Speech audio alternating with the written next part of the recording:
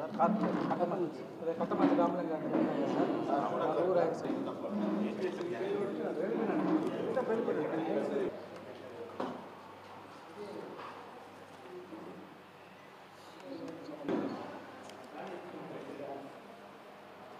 నా పేరు Nallamaru Chandrasekhar Reddy, YSRCP employees and pensioners state ప్రెసిడెంట్ని. అదేవిధంగా Madireddy Vijayasimhareddy, YSRCP employees and pensioners state vice president. ఇతర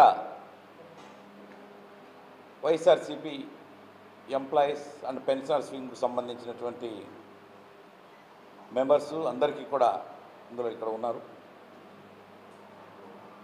మెయిన్గా ఉద్యోగస్తులకి పెన్షనర్స్కి సంబంధించి మరి టీడీపీ కూటమి ప్రభుత్వం వచ్చి 11 నెలలు దాటిపోతున్నా కూడా ఇచ్చినటువంటి హామీలు ఏవి కూడా ఒక్కటి కూడా నెరవేర్చలేదు. ఏదో ఒక సాకుతో ఫైనాన్స్ ప్రాబ్లం ఉంది, ఆ ప్రాబ్లం ఉంది, ఈ ప్రాబ్లం ఉంది అని చెప్పి కాలయాపన చేస్తున్నారే కానీ ఎన్నికల ముందు మాత్రం మేము అధికారంలోకి వచ్చిన వెంటనే ఉద్యోగస్తులకు అన్ని విధాలా చూసుకుంటాం, వాళ్ళకి రావాల్సినటువంటి బకాయిలతో పాటు ఏవైతే పెండింగ్ ఉన్నాయో ఇష్యూస్ అన్నీ కూడా మేము చేస్తాం, ఫ్రెండ్లీగా ఉంటామని చెప్పేసి అన్నారు అని దాన్ని మేనిఫెస్టోలో కూడా పెట్టడం జరిగింది. ప్రతి సభలలో కూడా ఎన్నికలలో పెట్టినటువంటి సభలలో చెప్పడం జరిగింది. అయితే ఇదంతా కూడా ఒక ప్రజల్ని ఏ విధంగా మోసం చేసి ఓట్లు వేయించుకున్నారో అదేవిధంగా ఉద్యోగస్తులను కూడా చదువుకున్నటువంటి మేధావర్గంలో ఉన్నటువంటి ఉద్యోగ వ్యవస్థను కూడా ఒక విధంగా మోసం చేశారని చెప్పేసి చెప్పక తప్పదు. ఎందుకంటే మేము అధికారంలోకి వచ్చిన వెంటనే ఉద్యోగులకు ఏదైతే పిఆర్సీ పెండింగ్ ఉందో దానికి సంబంధించి మధ్యంతర భృతిని ఇస్తాము అని చెప్పి చెప్పడం జరిగింది.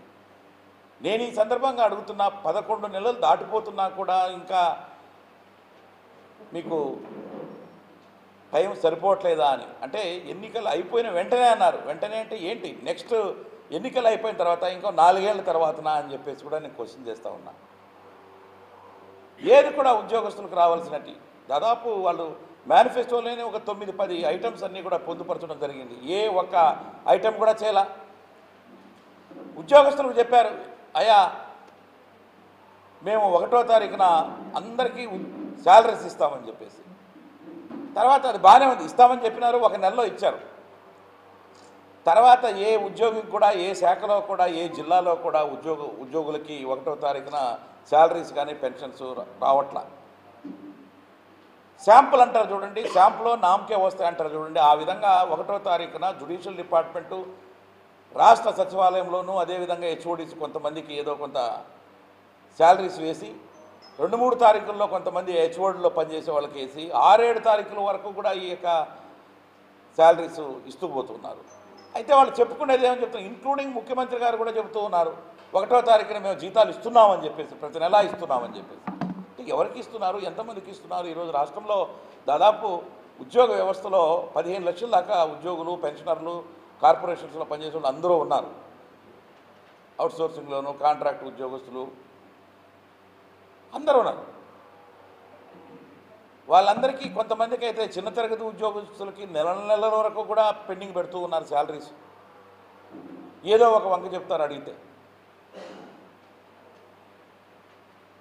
ఇంతకుముందు ఉన్నటువంటి జగన్మోహన్ రెడ్డి గారి ప్రభుత్వంలో కొంత ఆలస్యం జరిగినాయంటే దానికి కారణాలు ఉండేటి.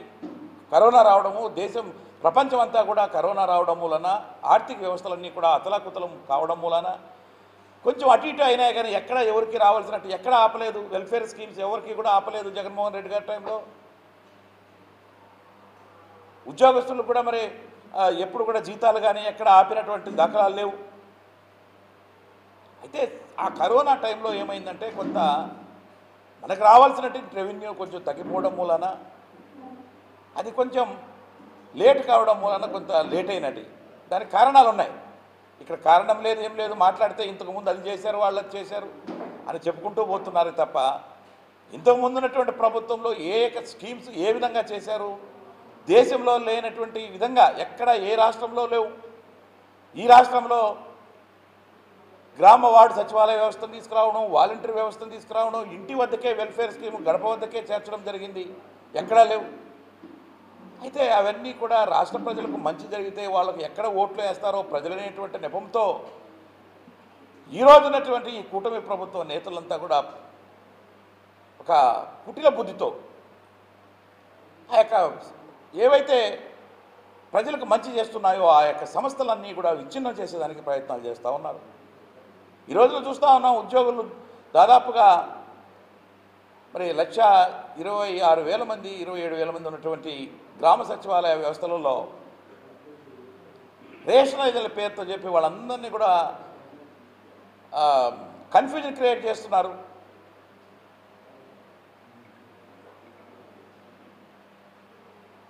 కొన్ని గ్రామ సచివాలయాలలో ఉద్యోగస్తులు లేకుండా ఒక 3-4 సచివాలయాలకు ఒకరి లెక్కన సర్దడం, వేకెన్సీస్ అన్నీ కూడా